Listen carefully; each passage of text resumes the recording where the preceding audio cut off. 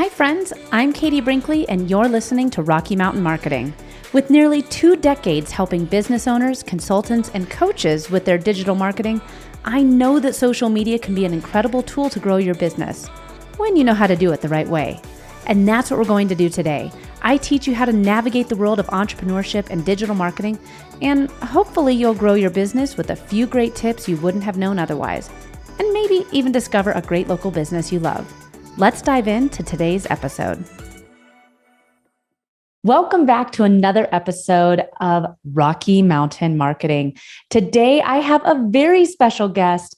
We are joined by Kabrina Budwell. She is the business innovation and communication strategist and the founder of Kabrina Budwell Consulting, which is a consulting firm that focuses on helping people in the service-based industry create, capture, and enhance their brand through marketing, social media, messaging frameworks, and corporate training. She's also a Denver resident, so always enjoy bringing in another Coloradan to the podcast.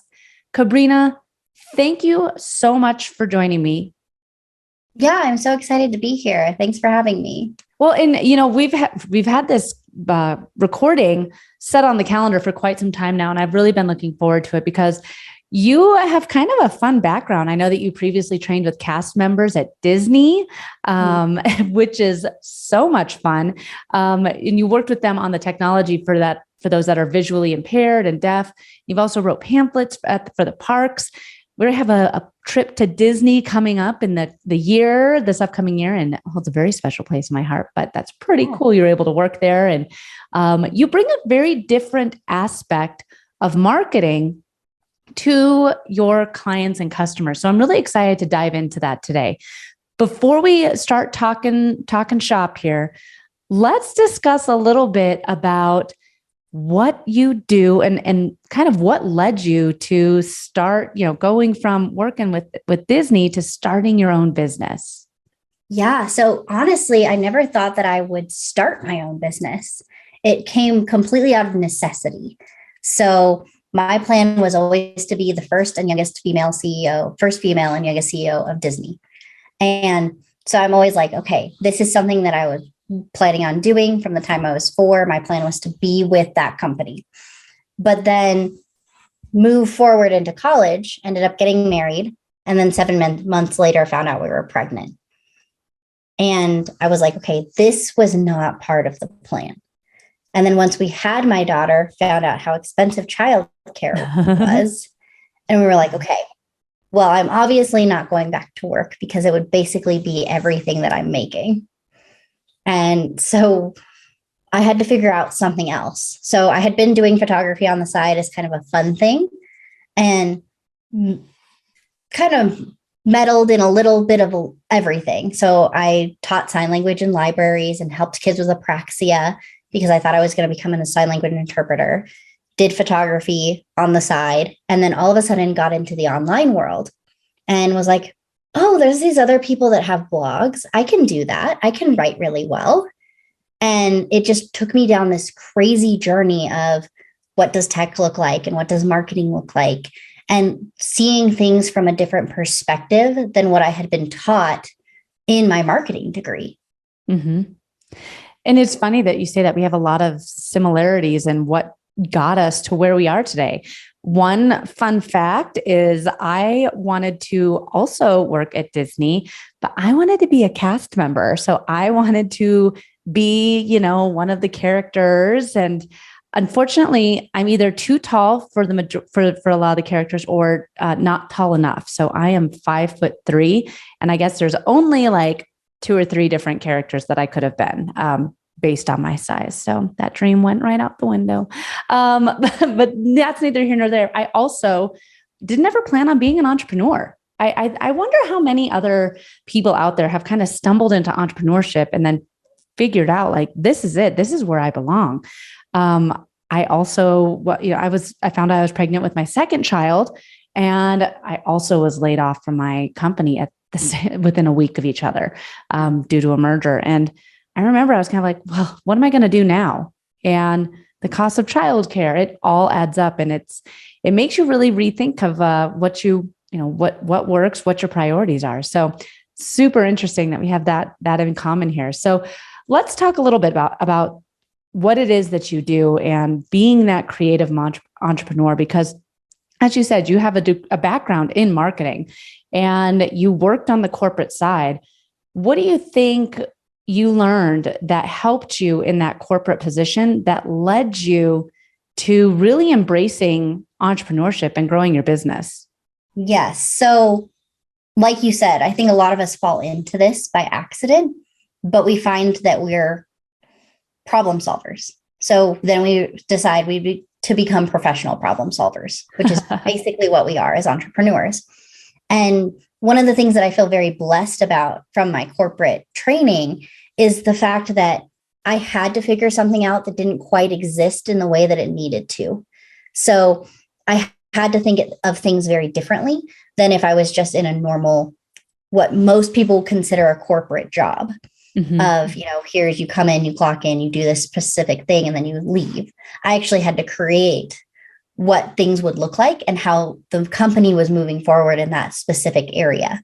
So I got to see it firsthand of what business development looks like instead of seeing it from, I'm just an employee. Like I was allowed to take charge of it. And that's one thing that I loved about Disney is that they call it drinking the Kool-Aid of getting in there and really being in charge of that position and those KPIs and all of that. So I think that helped when I went off onto my own and said, okay, I've seen how this works. I've seen the process that we go through with this. How do I take that knowledge of how a big business that's making millions of dollars and put it into my own business so that I can get there as well? Yeah. Yeah. And it's so true. I think that one of the things that I was able to take away with from my background in corporate was that a lot of the things that I wanted to do, I had to ask for permission from, my manager or my boss. And it was hard for me as an entrepreneur to give myself some of those permissions. So there was a conference that I wanted to go to for years. And even after I started my own business, I was like, no, I really shouldn't do this. But then one day I was like, you know what? It was back in 2020. It was the last conference I went to, the first conference I went to for work, and then also the last for until we're done with the pandemic. But I went there and I was like, you know what? This is something that helped me grow. And I think a lot of the times we are used to getting that permission. And as entrepreneurs, we need to be willing to give ourselves permission to grow the business. I know it's hard to shell out some of the money, and especially sometimes like delegation, growing your business through delegating certain tasks, whether it's outsourcing social media or bringing in, an assistant to help you sort through emails and manage your calendar. All of these are things that, you can do, but is it the best use of your time? And when you contract out some of these tasks, it really allows you that opportunity to focus in on other aspects of your business. That was one of the biggest mistakes that I made, was not giving myself permission to grow my education and further my knowledge. And two, delegation. The second that I brought in my assistant and then started growing my team, everything for my business changed. What are some of the mistakes that you made when you first started as an entrepreneur that looking back, you're like, I absolutely should have done XYZ?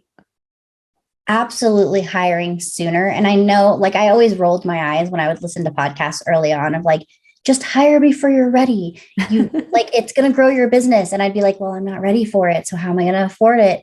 And then I got to a point where I was like, okay, I'm going to make it to where I can afford it. So I think about things very differently when it comes to money management of okay, I'm going to put aside the funds for it so that when I feel ready, I can just do it. Yeah. And like you said, it changed everything because now there were so many things that I could take off my plate that I didn't have to worry about anymore. And it made content creation for me so much easier because we live in a world of personal brands. And that actually was my second mistake, is coming into the business world as a consulting agency versus a personal brand. Yes. Because we can't get away with the things that Procter & Gamble and Target get away with because they all started, like Procter and Gamble started with soap. They didn't need a face of the company because people didn't care. But documentaries and the behind the scenes and what this looks like is becoming such a big thing. In 2019, Netflix actually spent $350 million just on documentaries. And it's crazy to me that something unscripted like that is something that we love to watch, but then we don't put that into our own businesses of, this is what it looks like. This is what my office looks like. This is what recording looks like. And there's so many things that we could be creating content around that we're trying to look all polished on the front end to be like Gary Vee or Grant Cardone or all these big names that we hear all over the place. When really people want to see, what is it like to have kids and run a business? Is this possible for me? Can I actually make this work? Is this just a pipe dream that I should give up on and just stay in my cushy corporate job or this job that I absolutely hate? Kabrina, you bring up so many good points. And I'm glad that you took the conversation this way, because I think that it is so true. We're not all Nike. We're not all PG&E. We're personal brands. We're small businesses. We're entrepreneurs.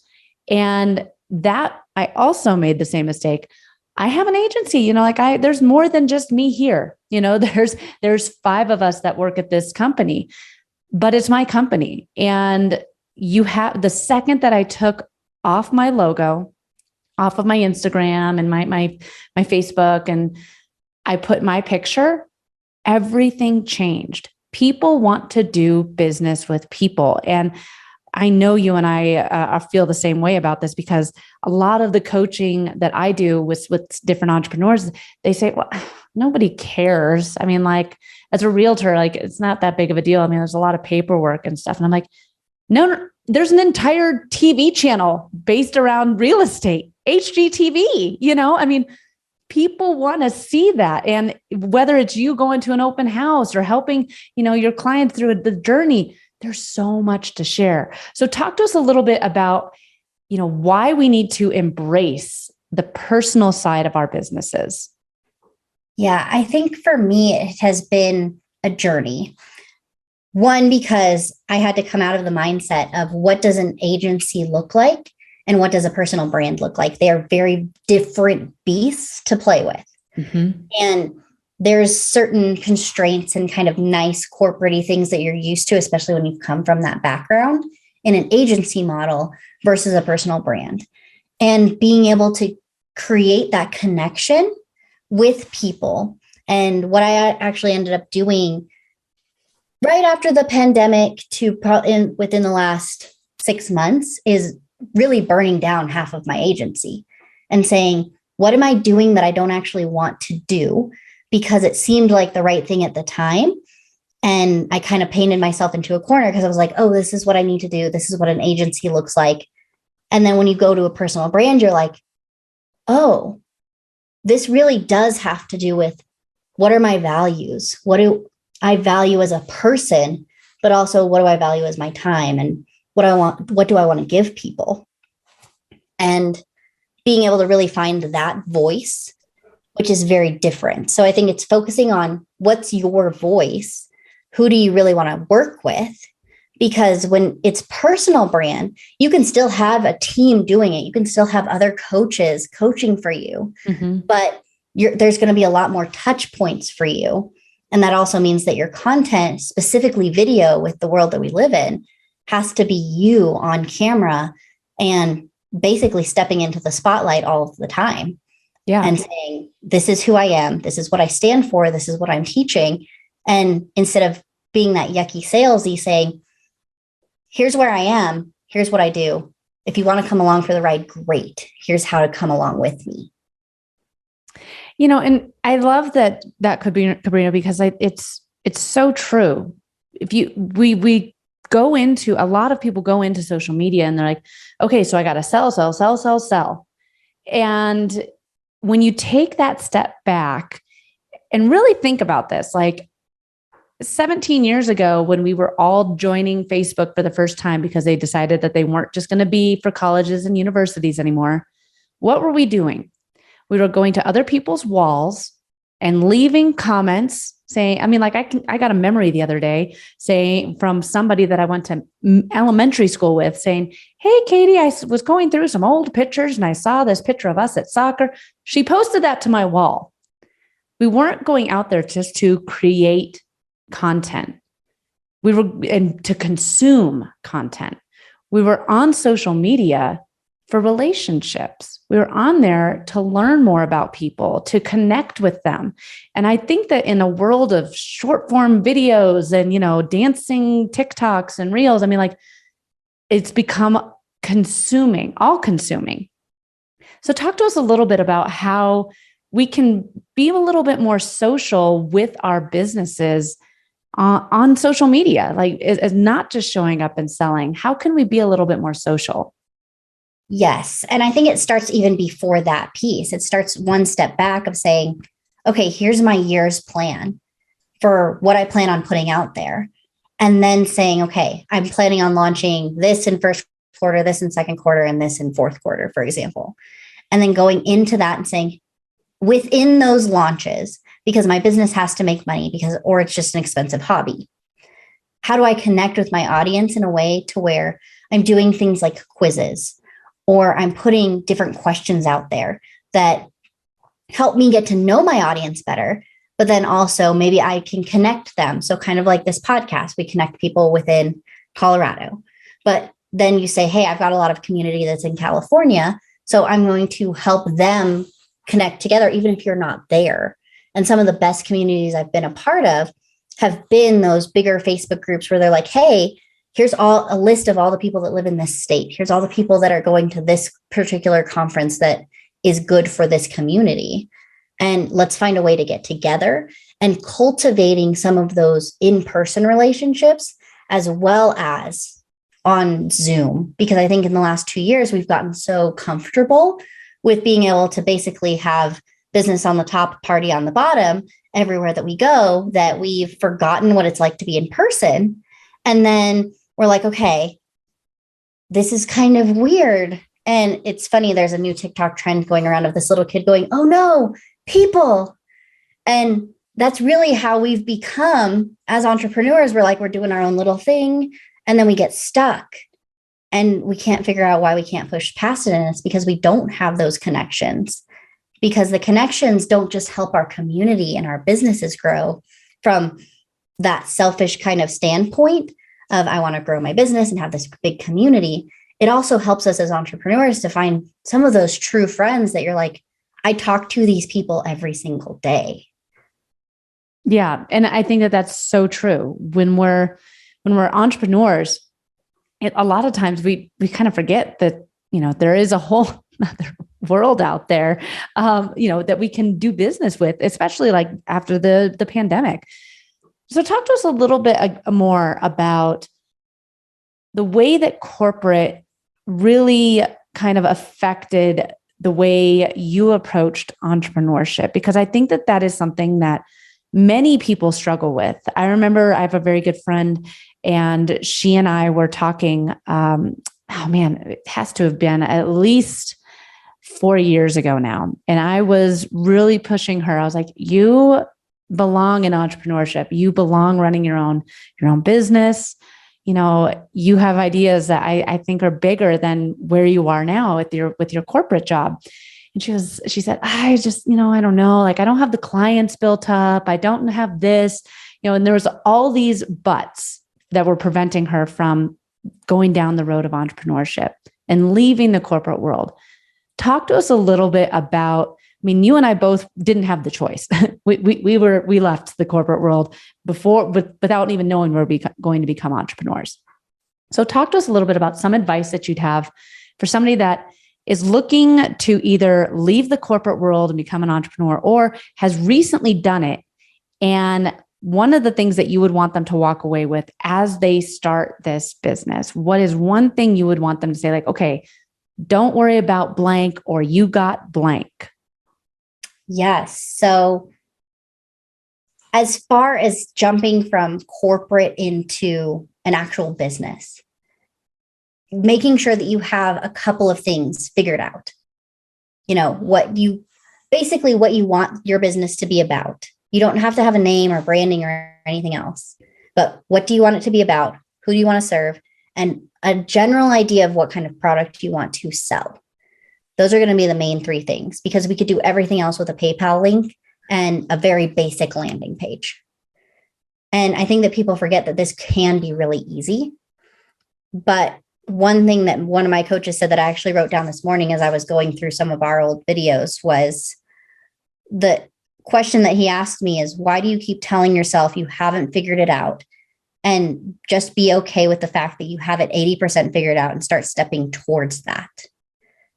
And when I heard that again this morning, I was like, oh my gosh, I get stuck in these spots even as an entrepreneur, and having this be my full-time thing of, oh, I have to just be like, okay, I've got 80% and 80% is perfect. 100% is failure. Because if I wait for 100%, I'm never going to get there. And then for the people that are already there, realizing that the same fears and scariness of I'm not sure what's going to happen is still going to be there, because a lot of the stuff that we're making as entrepreneurs hasn't ever been made before. So we're looking for something that doesn't exist in what's already here, saying, oh, well, I haven't seen it happen here. One of my coaching clients that I had this week, he was like, can you tell me some of the success stories of this? And I was like, I can give you pieces of success stories for some of the things that you're doing, but what you're creating right now doesn't exist yet. There is nobody in the market doing it. So until you jump off and decide to do it with all the pieces that we have, we don't know. Mm-hmm. And we might have to relaunch. Statistically, people go through a course launch 4 times before they purchase. So just knowing that the first time it's okay that it doesn't work the first time, but being willing to do it again. I love that. Yes. And it's so true. As creative entrepreneurs, especially, it can be like, well, wait a second, I'm comparing my journey to this person's. Well, your journey is a little bit different because what you're doing is different, and I think that that's a great perspective on it. Talk to us just a little bit about marketing. One of the biggest struggles I know for many entrepreneurs is what marketing works. Should they be doing Google ads? Should they be doing Facebook ads? Should they do some media buys and, buy a couple billboards around Denver here? Talk to us about what marketing has worked for you and growing your business. Yes, I love this question because it's different for everybody. And there's a lot of gurus out there that will say, this is the way to do it, and here's this 3-step process and all of that. I come at it from, there is a couple of pillars that we know. We know for a fact that video is working in all algorithms. So we take that into account. We also know that search engine, social medias like YouTube and Pinterest are a much better ad spend right now than traditional Facebook ads or even Google ads at some points. So being able to say, I'm going to test all of this for my business and say what works and what doesn't. What we have personally seen work really well is actually Pinterest ads. And starting at something like $3 a day, getting your messaging on point is the most important piece of advertising. Yes. Yes. And so no matter if you're doing organic marketing, which is my favorite, or you're actually paying for ads, making sure that whatever you're saying in those ads resonates with your people in a deep way. It's like when you go through your marketing and you start to tear up because you're like, I finally get to help the people that I'm actually here to help. Mm-hmm. That's when you know that you're so close to having it. And when we're writing copy for clients, that's when I'm like, okay, when I read through this and I start to tear up and it's not even my own business, I'm like, yes, we're there. And being able to say, okay, we know that this message works. Now let's go try the platforms and see which one is resonating with our specific audience at this given time. And being able to say, okay, when that stops working or it wanes and we flatline, being able to go back and say, not have that corporate mentality of, oh, we've already tried that. It's a skeleton in the closet. It didn't work. Saying, oh, hey, it might have changed. Because, for example, Facebook worked for a lot of people for a long time. And now all of a sudden, a lot of the people that I know that were doing Facebook ads religiously and teaching it are jumping ship and moving over to TikTok. So this world ebbs and flows, and Facebook will probably come back around. Mm-hmm.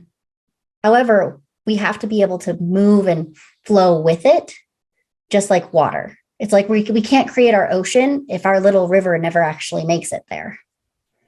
Well, and Kabrina, I think that both you and I are drinking from the same fountain. And then the great things about social media is that they never seem to stay in one spot long enough for us to really get comfortable, because one of those platforms will do just one little thing and all of a sudden it causes a butterfly effect across all of the social platforms.